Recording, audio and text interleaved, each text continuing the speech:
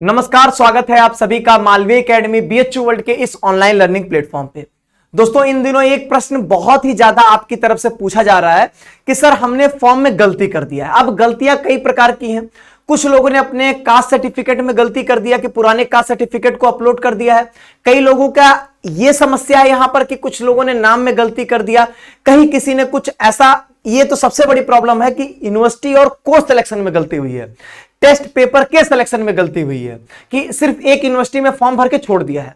अब वो जब उनको ये गाइडेंस सही मिली कि मैक्सिमम यूनिवर्सिटी के मैक्सिमम कोर्स में अप्लाई करना चाहिए, तब उनको ये लग रहा है कि अब हमको और यूनिवर्सिटी और कोर्सेज को ऐड करना है।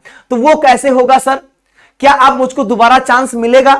कैसे हम उसको अपनी गलती को सुधार सकते हैं? आज इस वीडियो में इन्हीं सब बातों पे, इन्हीं टॉपिक्स पे मैं आपसे बातचीत करूंगा।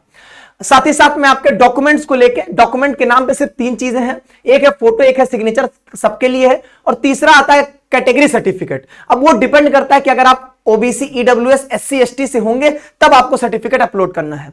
तो कैटेगरी सर्टिफिकेट से रिलेटेड क्या दिक्कत आ रही है वो भी मैं डिस्कस करूंगा, और साथ ही साथ आपकी जो जनरल क्वेरीज है उनका भी मैं सोल्यूशन दूंगा। मैं एक बात बता देता हूं, करेक्शन के लिए जो भी चीजें ऑफिशियल हैं वो मैं आपको बताऊंगा, प्लस साथ ही साथ जो मेरा पर्सनल एक्सपीरियंस और मेरा पर्सनल ओपिनियन होगा। ध्यान दीजिएगा, मैं पर्सनल वर्ड यूज कर रहा हूं, ना कि वो मालवीय एकेडमी का आधिकारिक बयान होगा, ना ही वो एनटीए की तरफ से कुछ भी होगा। ठीक, वो सारी चीजें हैं, जितना ऑफिशियल अभी तक मौजूद है मैं उन सभी तथ्यों के बेसिस पे आपसे बातचीत करूंगा। वीडियो की स्टार्टिंग करते हैं। सबसे पहला प्रश्न आप सभी के मन में यह होगा, क्या एनटीए करेक्शन का चांस देगी या नहीं देगी?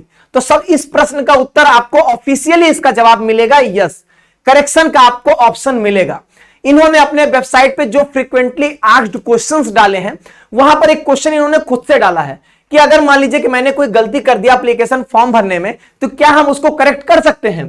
तो इन्होंने लिखा है कि जब आप फाइनल सबमिट कर दोगे तो उसके बाद आप डिटेल्स को एडिट नहीं कर सकते हैं, लेकिन एनटीए जो है वो करेक्शन के लिए जो है एक बार करेक्शन विंडो जो है वो ओपन करेगी। ठीक है, करेक्शन विंडो ओपन करेगी। वहां पे इन्होंने ये लिखा है, before the issuance of the admit card, मतलब एडमिट कार्ड के इशू होने से पहले। फिर यहां पे लिख रहा है कि करेक्शन विंडो के बंद होने के बाद कोई भी करेक्शन आपको नहीं मिलेगा। इसका साफ साफ मतलब यह हो गया कि हां, आपको करेक्शन के लिए मौका एनटीए देगा। अब दूसरा बड़ा प्रश्न कि कौन कौन से चीजें के लिए करेक्शन ओपन होगा, कौन कौन सी चीजें करेक्ट नहीं हो पाएंगी। मतलब क्या सर हम पूरे फॉर्म को फिर से करेक्ट कर सकते जितनी भी गलती किए हैं, कि या ऐसी भी कुछ चीजें हैं जिनको हम करेक्ट नहीं कर सकते हैं? इस चीज का आंसर ऑफिशियली क्या क्या मौजूद है वो मैं पहले दिखा देता हूं, फिर मैं आपको पूरा एक कंक्लूजन देता हूं। सबसे पहली चीज, इन्होंने अपने इंफॉर्मेशन बुलेटिन में क्लियरली मेंशन किया हुआ है कि फोटो और सिग्नेचर में कोई भी करेक्शन आप बाद में नहीं कर सकोगे। कोई भी फोटो और सिग्नेचर में आप कोई भी करेक्शन नहीं कर सकेंगे। यहां पर यह क्लियरली लिखा है कि application will be rejected and no option for the correction और the revision will be permitted. इसका मतलब फोटो और सिग्नेचर आप बाद में नहीं करेक्ट कर पाओगे। दूसरी चीज इन्होंने यहां पे क्या लिखा है, यहां पे लिखा इन्होंने कि NTA does not entertain any change in category और सब कैटेगरी। मतलब आप अपनी कैटेगरी नहीं चेंज कर सकोगे। पहले ओबीसी भरे, अब आप जनरल करना चाहते हैं, ओबीसी से एससी करना चाहते हैं, तो इस तरीके से आप अपने कैटेगरी को यहां पर चेंज नहीं कर सकते। इसीलिए यहां पे लिखा है कि कैटेगरी या सब कैटेगरी के कॉलम को बहुत ही केयरफुल्ली यहां पर फिल करिएगा। इतनी बात समझ में आ गई कि हम अपने फोटो और सिग्नेचर को नहीं चेंज कर पाएंगे, कैटेगरी को नहीं चेंज कर पाएंगे। अब यहां पर अगली बात यहां पे ये कह रहा है, यहां पर एक चीज मैं और दिखाता हूं आपको। यहां पर देखिए, यहां पे कह रहा है कि और क्या क्या चीजें हैं जो कि करेक्ट नहीं की जा सकती हैं। ये भी चीज इनके इंफॉर्मेशन बुलेटिन में लिखा है कि आप अपने एप्लीकेशन फॉर्म में जैसे नाम हो गया, कॉन्टैक्ट डिटेल हो गई, एड्रेस डिटेल हो गई, कैटेगरी हो गया, जेंडर हो गया, एजुकेशनल क्वालिफिकेशन डिटेल्स हो गई, डेट ऑफ बर्थ हो गई, चॉइस ऑफ एग्जाम सिटीज हो गई, ये सब चीजें जो होंगी वो आप करेक्शन नहीं कर सकते हैं। Any request for the change in such particulars will not be considered by NTA under any circumstances। किसी भी परिस्थिति के अंदर ये सब जो चीजें हैं जिसमें आपका नाम, जिसमें आपके एड्रेस डिटेल्स, कैटेगरी, जेंडर, आपका educational qualification, date of birth, examination cities जो आपने चूज किया, इन सबको चेंज करने में कोई भी ये हेल्प आपकी नहीं करने वाले हैं। ठीक, इतनी बात समझ में आ गई। एक चीज और यहां पर देखिए, एक इन्होंने फ्रीक्वेंटली आस्क्ड क्वेश्चन में एक बात और ऐड किया है। यहां पर ये क्वेश्चन डालते हैं कि करेक्शन विंडो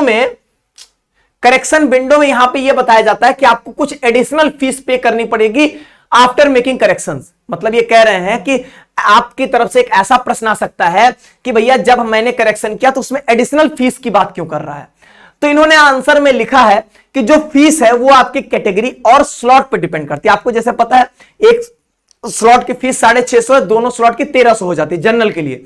यही ओबीसी एससी एसटी के लिए फीस जो है वो वैरी करती है। तो वही बात यहां पे लिख रहे हैं कि कैटेगरी और स्लॉट पे जो होती है वो फीस डिपेंड करती है। तो वही कह रहे हैं कि करेक्शन विंडो में मान लीजिए कि आपने स्लॉट में कोई चेंजिंग किया, मान लीजिए आपने और पेपर ऐड किए, तो अगर आप और पेपर्स को ऐड करेंगे तो वहां पर आपको एडिशनल फीस देनी पड़ेगी। जैसे कि मान लीजिए कि मैंने पहले सिर्फ स्लॉट 2 में भरा था, अब मैंने कोई पेपर एक्स्ट्रा ऐड कर दिया करेक्शन के टाइम पे स्लॉट 1 में, तो वहां पर क्या होगा, वहां पर आपको एक्स्ट्रा पैसे स्लॉट 1 का जो 650 और पे करना पड़ेगा। तो वही कह रहा है कि एडिशनल फीस क्यों शो कर रहा है, क्यों, क्योंकि आपने कोई चेंजिंग किया होगा यहां पे, ठीक है, स्लॉट में। अब देखिए यहां पे एक चीज और, यहां पे लिख रहा है any change in any of these two field, मतलब कैटेगरी और स्लॉट में अगर आप कोई चेंजिंग करते हैं, कैटेगरी और स्लॉट में अगर आप कोई चेंजिंग करते हैं तो आपको एडिशनल फीस पेमेंट करना पड़ेगा। अब देखिए दो बातें कंफ्लिक्ट कर रही हैं। स्लॉट वाला बात तो एकदम क्लियर है। अब यहां से मैं आपको कंक्लूजन देता हूं, फिर आपको बताता हूं कि प्रॉब्लम कहां पे हो रही है। देखिए एक बात तो क्लियर है कि करेक्शन के समय आपको यूनिवर्सिटी एंड कोर्स सिलेक्शन वाला जो समस्या थी, यूनिवर्सिटी और कोर्स सिलेक्शन, इसमें कोई भी प्रॉब्लम नहीं आने वाली, इसको आप चेंज कर लोगे। दूसरा चीज यहां पर ये जो स्लॉट की फिलिंग है, ये जो आपके स्लॉट की फिलिंग है, ठीक है, स्लॉट 1 2 फिल करना है, इसमें भी आप चेंजिंग कर सकोगे, ठीक है, इसमें भी चेंजिंग हो सकेगी, एकदम क्लियर बात है। ये आपके क्या है, सही हो सकते हैं, ये एकदम क्लियर है, ठीक है। मतलब ऐसे बच्चे जिन्होंने मान लीजिए कि यूनिवर्सिटी और कोर्स सिलेक्शन कम किया हुआ है, तो वो जब करेक्शन आए तो इन सभी चीजों को अपना और जो भी उनको कोर्सेज ऐड करने, जो टेस्ट पेपर्स ऐड करने, वो ऐड कर लेंगे, ठीक है। तो पहली चीज तो ये एक जो पॉइंट है वो आपका मेरे हिसाब से क्लियर हो गया होगा। समस्या जो आ रही है वो आ रही है कैटेगरी को चेंज करने को लेके। तो यहां पर देखो, यहां पर जो लिखा है इस बेसिस पे लग रहा है कि कैटेगरी में आप चेंज कर सकते हो, तभी तो लिखा है कि अगर आपने कैटेगरी, या तो आपने कैटेगरी में चेंज किया होगा या तो आपने स्लॉट में कुछ फेरबदल किया होगा, इस वजह से आपको एडिशनल फीस जो है वो शो कर रहा है, ठीक है।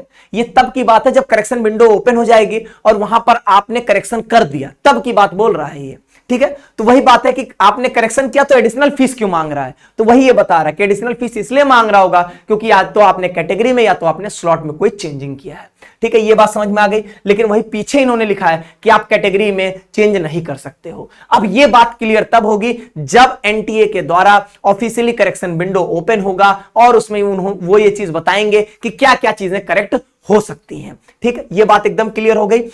देखिए एक चीज तो क्लियर है कि नाम हो गया, आपका address detail, educational qualification details, photo, signature, ये सब चीजें चेंज नहीं होने वाली हैं।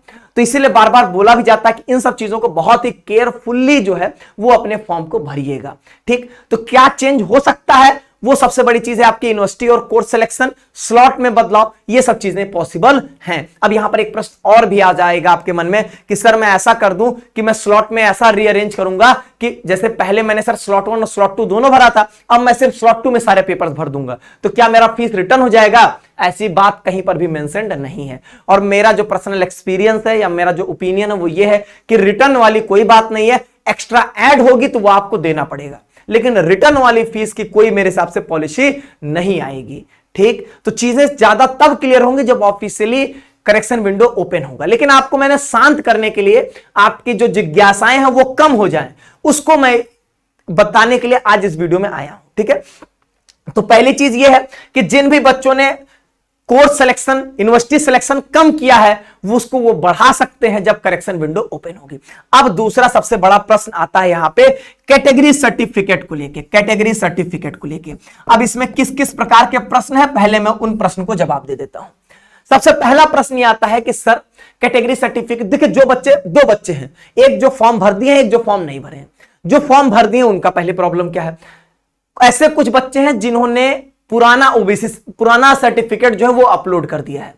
अब पहले ये समझिए कि सर्टिफिकेट में रिक्वायरमेंट्स क्या है, ये ध्यान से समझिए। 4 कैटेगरी होती है, ईडब्ल्यूएस, ओबीसी, एससी और एसटी। इन्हीं चारों को सर्टिफिकेट प्रोड्यूस करना है। ओबीसी और ईडब्ल्यूएस के लिए कंडीशन लगाया गया है कि 1 जनवरी 2022 के बाद का ही सर्टिफिकेट माना जाएगा। इसमें ऐसा कोई भी डेट का बाउंडेशन नहीं है। तो इसमें ऐसा हुआ है कि ईडब्ल्यूएस ओबीसी वाले छात्रों ने क्या किया है कि पुराना सर्टिफिकेट 1 जनवरी 2022 के पहले का सर्टिफिकेट अपलोड कर दिया है। अब इनका प्रश्न है कि सर मेरे केस में क्या होगा, क्या करेक्शन विंडो के दौरान हमको इन सर्टिफिकेट्स को रीअपलोड करने का चांस मिल जाएगा या हमको ये नहीं मिलेगा और मेरा फॉर्म रिजेक्ट हो जाएगा? यह सबसे बड़ा प्रश्न आ रहा है। ठीक, पहला प्रश्न ये आ गया। दूसरा प्रश्न ये है, ऐसे बच्चे जिन्होंने फॉर्म भर दिया है और उसमें उन्होंने पहले अपलोड किया था, ये तो ये हो गया। दूसरी चीज यहां पे आ रही है, जो बच्चे फॉर्म भरे ही नहीं है उनके कई प्रश्न हैं। सर मेरा सर्टिफिकेट अभी नया वाला है नहीं, वो 10 दिन बाद मिलेगा, बताइए मैं फॉर्म कैसे भरूं? कुछ ऐसे हैं जिनको ये समस्या है कि स्टेट का बनवाएं कि सेंट्रल का बनवाएं, कैसे बनवाएं, मुझको यही नहीं पता है। तो इन सभी प्रश्नों का जवाब आप एक एक करके सुनिए। सबसे पहली चीज, ईडब्ल्यूएस और ओबीसी छात्रों के लिए, मैं उन बच्चों के लिए बात कर रहा हूं जिन्होंने फॉर्म भर दिया है। जिन बच्चों ने फॉर्म भर दिया है और उन्होंने पुराना सर्टिफिकेट अपलोड कर दिया है, मैं आपको एक बात बोलूंगा, करेक्शन विंडो के दौरान आपके कैटेगरी सर्टिफिकेट को रीअपलोड का चांस मिलेगा नहीं मिलेगा, मैं नहीं बोल सकता हूं। ठीक, ना ही ऑफिशियली कहीं मेंशन है ये बात। दूसरी बड़ी चीज, अपने एक्सपीरियंस और अपना ओपिनियन अगर दूंगा मैं, तो कैटेगरी सर्टिफिकेट को रीअपलोड का चांस वो नहीं देने वाला है, ये मेरा मानना है।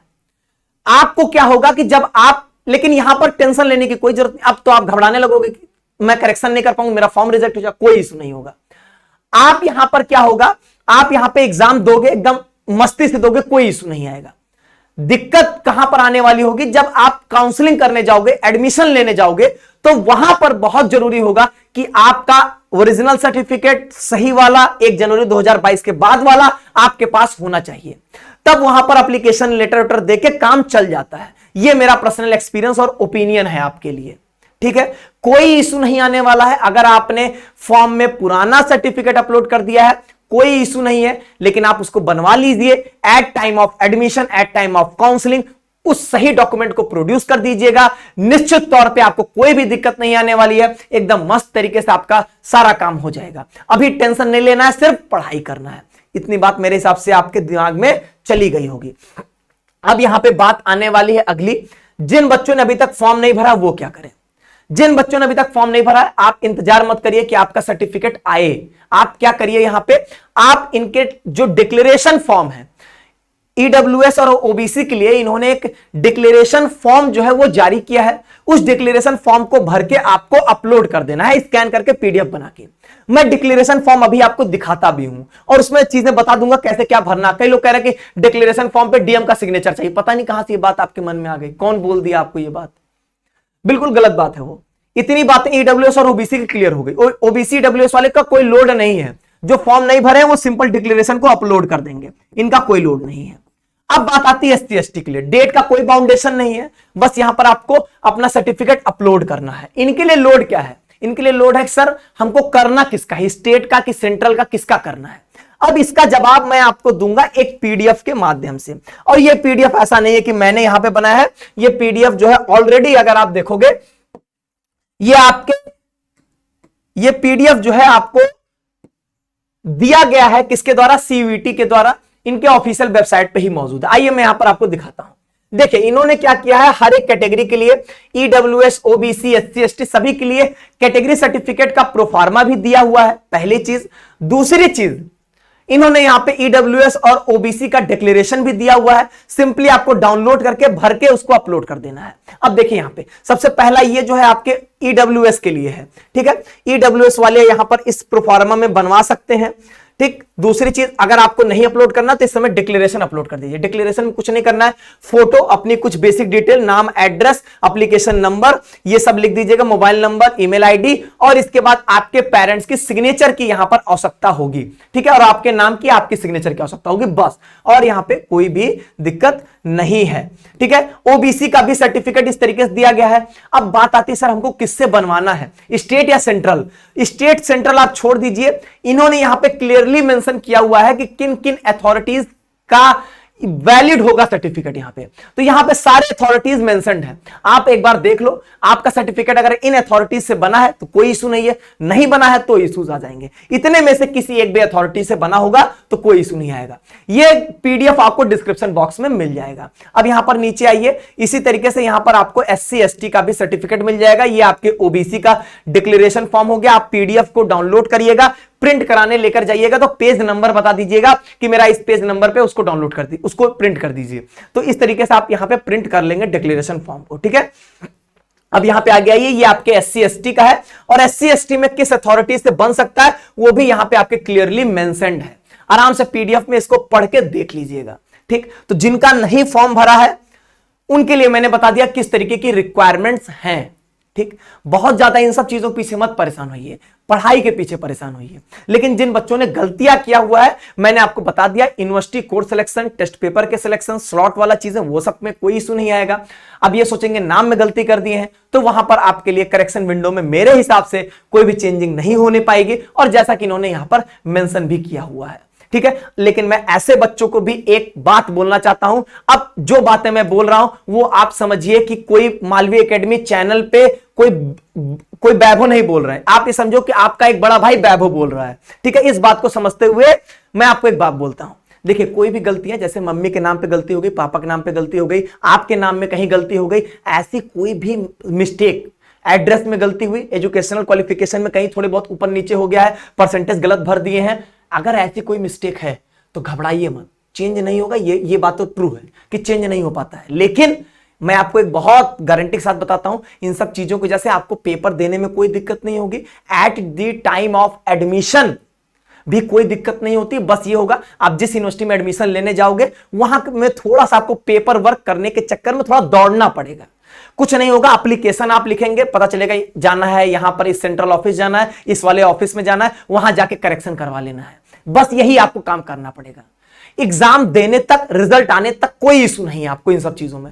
फॉर्म में नाम गलती हो गई, कोई इशू नहीं। एक बात मैं बहुत सावधान, बहुत इंपॉर्टेंट बात बोलता हूं, कोई गलती होने की वजह से फॉर्म दोबारा मत भर दीजिएगा। फॉर्म दोबारा भरेंगे, आपकी डिटेल्स मैच कर जाएंगे, फॉर्म रिजेक्ट कर दिया जाएगा। तो ये गलती से भी गलती नहीं करेंगे। अगर आपके फॉर्म में कोई भी गलती हुई है तो उसके लिए करेक्शन विंडो का इंतजार करेंगे। अगर जो चीजें करेक्ट नहीं हो सकती उसके चक्कर में दोबारा फॉर्म भरने की गलती मत करिएगा, अन्यथा आप जो है वो बहुत बुरा झेलेंगे। मैं आपको ये बता दे रहा हूं, फॉर्म रिजेक्ट हो जाएगा, डुप्लीकेट फॉर्म जो है वो एक्सेप्ट नहीं किए जाएंगे, ठीक है। नाम में गलती, कोई चीज की गलती, तो मैंने आपको ऑप्शन बता दिया क्या होता है फ्यूचर में, ठीक है। ये पर्सनल एक्सपीरियंस से मैं आपको बोल रहा हूं, ठीक। तो मेरे हिसाब से आपको सारे बातें क्लियर हो गई होंगी। निश्चिंत होकर अपनी पढ़ाई करिए, जो भी करेक्शन विंडो में जो चीजें करेक्ट हो सकेंगी उनको करेक्ट कर लीजिएगा, जो नहीं है उसको एज इट इज रख दीजिए, और वहां पर आप जो है बाद में जब एडमिशन के टाइम पे इन सब चीजों को करेक्ट कर लीजिएगा, हो जाएगा। मैं आपको बता रहा हूं, ये एक्सपीरियंस आपको बता रहा हूं। लोग आपको ऐसा कह देंगे कि नहीं होता है, लेकिन वो सब बात करने से सब चीजें हो जाती हैं, ठीक है। अभी बोल रहा हूं कि ये मेरा पर्सनल एक्सपीरियंस और ओपिनियन है आपके लिए, ठीक। बाकी आपको जैसा उचित लगे, आप अपने लिए सेल्फ डिसीजन लेने के लिए आप स्वतंत्र हैं, ठीक। चलिए, आज के वीडियो में बस इतना ही। और भी अगर आपको कोई समस्या है तो डिस्क्रिप्शन बॉक्स में बताइए, उनका सॉल्यूशन दिया जाएगा। बहुत बहुत धन्यवाद।